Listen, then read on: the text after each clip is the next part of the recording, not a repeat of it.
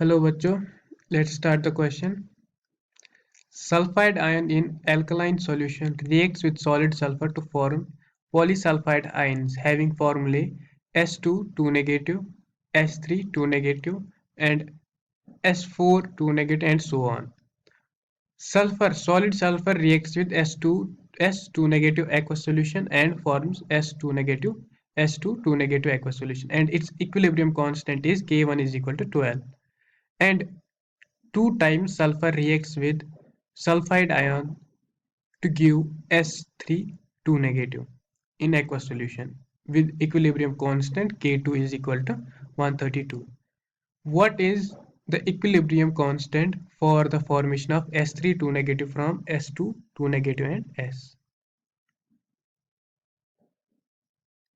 पहले हम क्वेश्चन के की कॉन्सेप्ट्स को समझते हैं. की कॉन्सेप्ट ये, फॉर एग्जांपल अगर हमारे पास रिएक्शन है A plus B gives C plus D, तो इसका जो इक्विलिब्रियम कांस्टेंट Kc होगा वो C की कंसंट्रेशन की पावर इसका स्टोइचियोमेट्रिक कोएफिशिएंट इनटू D की कंसंट्रेशन इनटू इसका stoichiometric coefficient and divided by stoichiometric coefficient and concentration of reactants.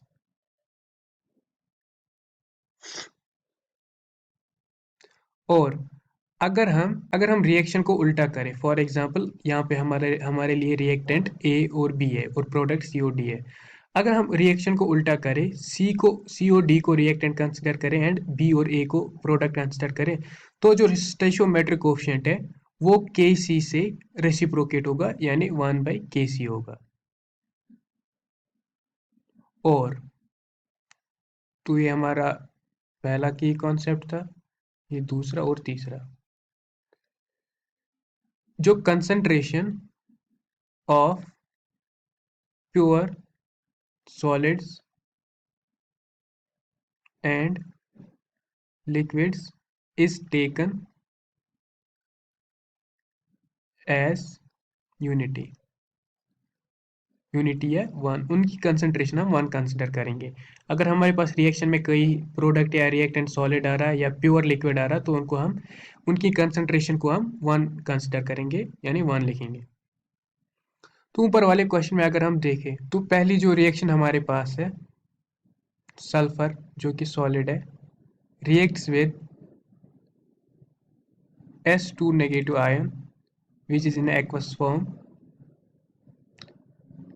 is in equilibrium with S2 2 negative which is also in aqueous form, and its equilibrium concentration is K1 is equal to 12.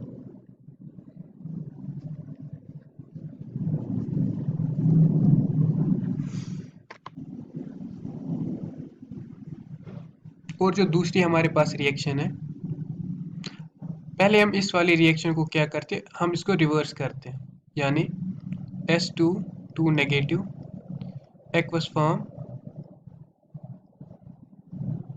इसको हम यहाँ से S2 negative aqueous form plus sulphur solid.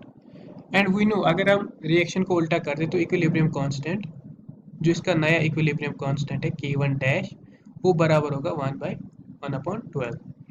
और दूसरी जो reaction है हमारे पास, 2 times sulphur react with which is in a solid form obviously and S2 negative sulfide ion give S3 2 negative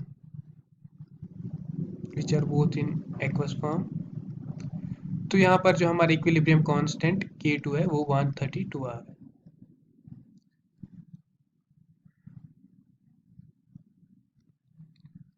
तो ये हमारी इक्वेशन 1 होगी और ये हमारी इक्वेशन 2 होगी. अब हम रिएक्शन 1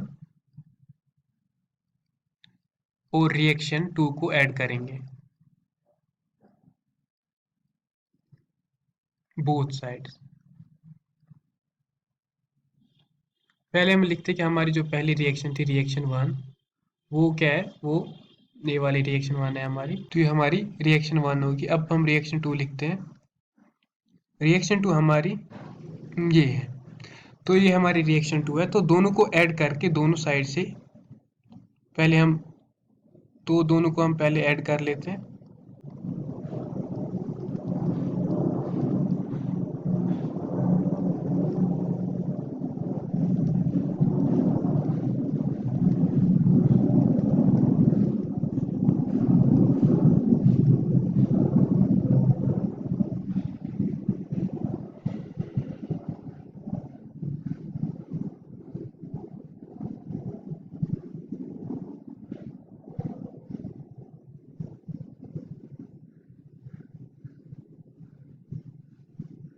तो ये हमने दोनों को ऐड कर लिया। अब ये S2 नेगेटिव अगर देखा जाए तो दोनों साइड से तो कैंसिल आउट हो जाएगा। यहाँ से यहाँ का एक सल्फर यहाँ के एक सल्फर के साथ कैंसिल आउट होगा। तो हमारी जो नई रिएक्शन होगी S2 negative in aqueous form plus sulphur in solid form give S3 negative. तो यही हमें ढूंढना भी यही था। हमें S3 नेगेटिव बनाना था सल्फर और S2 नेगेटिव से।